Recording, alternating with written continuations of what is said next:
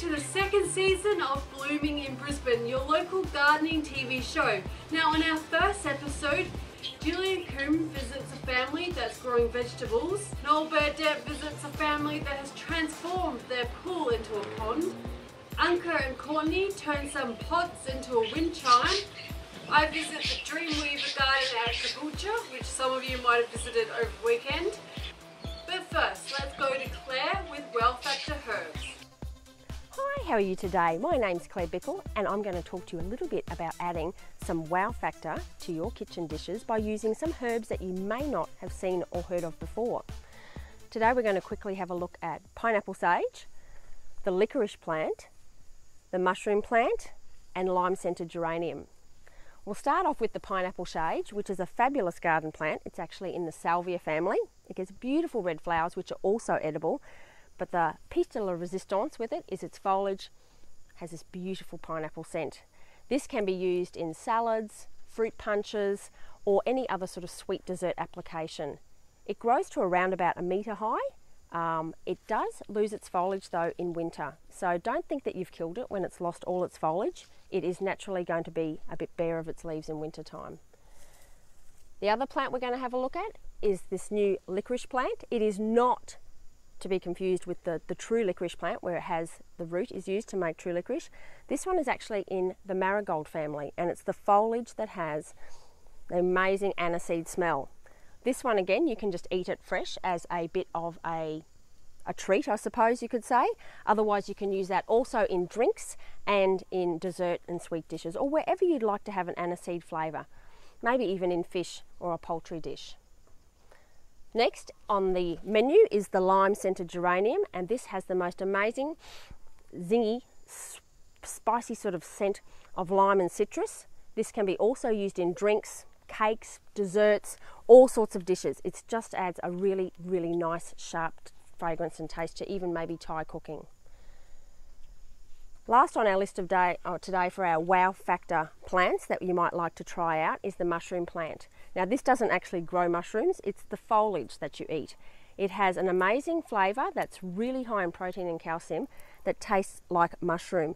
This is really good in savoury sandwiches, salads, once again in any of your other dishes that you might like to use, whether it's chicken or fish or so forth, or even some stir fries. That would also be a great idea. It gets beautiful blue flowers, is only very short growing, along with the licorice and the lime-scented geranium. They all only probably grow around about 30 centimetres high, so can be planted in pots or in the garden, all for like a sunny position and a liquid fertiliser on a regular basis to keep all that lovely foliage that you want to harvest available for you to use in the kitchen. And today we're in the backyard of Joanne van Welie, and Joanne is showing us a wonderful pond that she's recycled out of an old backyard swimming pool. Welcome, Joanne, to the program. Thank you, Noel. Joanne, you created a wonderful pond here out of an old backyard pool that was disused. Yeah. And it's a brilliant example of recycling at its best. Can you tell us a little bit how that came to be? Well, pretty much I was sick of cleaning the pool all the time. Nobody was using it anymore. And it was always left to me. So I just said to my husband, how about we turn it into a pond? And he went, okay, yeah.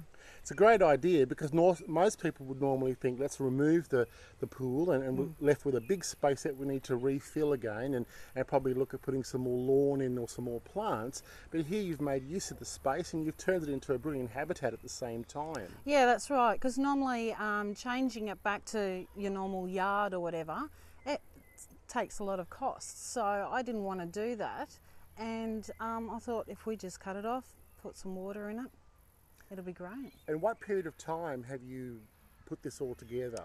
This has taken 2 years to this stage now. Yeah. Yes. That's usually about a time when you get all the workings happening together and the water's right and all that. You have fish in your pool now? Yes, we do. We have lots of fish in there. Yeah. We often refer to it as the pool still. Yes. Yeah. And I suppose there are times where the grandkids will probably dangle their feet in there in the summertime. Well, they used to, but they don't anymore because we've got the yabbies in there now. So they're worried about the nippers. So you have yabbies and they catch yabbies? Yeah, they do. They put a little pot in there, or now they're actually getting up to the stage where they'll clear the pond and they'll try and grab them out. Wow, So yeah. you're actually getting some productivity out of it as well at the same time. Yeah.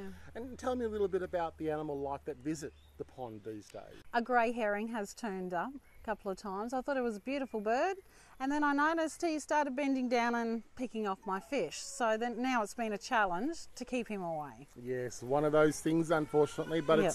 it's still lovely to have those birds visit our gardens Yeah. that normally wouldn't visit for any other reason. So it's lovely to see that interaction and have that interaction with the children as Yeah. well. Were there any stumbling blocks along the way that you found that you needed to sort of pay special attention to while setting up the pond? Well, while setting up, the only problems we had was what bricks to choose for the pond, and how we were going to actually do it. What particular plants have you chosen to actually go around the pond to give it a more natural appeal? Well, plant choice was easy because I like the grasses because they're spiky and it stops the children going through in areas that I don't want them to go into, like around the pond so they can fall in. It also stops the chickens coming through.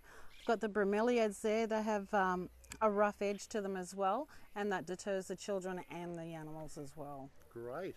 And you probably found that, you know, that lots of the lizards and things and the amphibians would have lots of places to hide these days now because of those plantings as well. Yeah, there's lots of little frogs hiding in there, a lot of little native brown ones. You'll often find them. Well, Joanne, thank you again for sharing what you have created with everybody. We'll take a closer look on the show as to how what plantings you have put together and how the dimensions are placed. So thank you so much for joining us today. You're welcome. Thank you.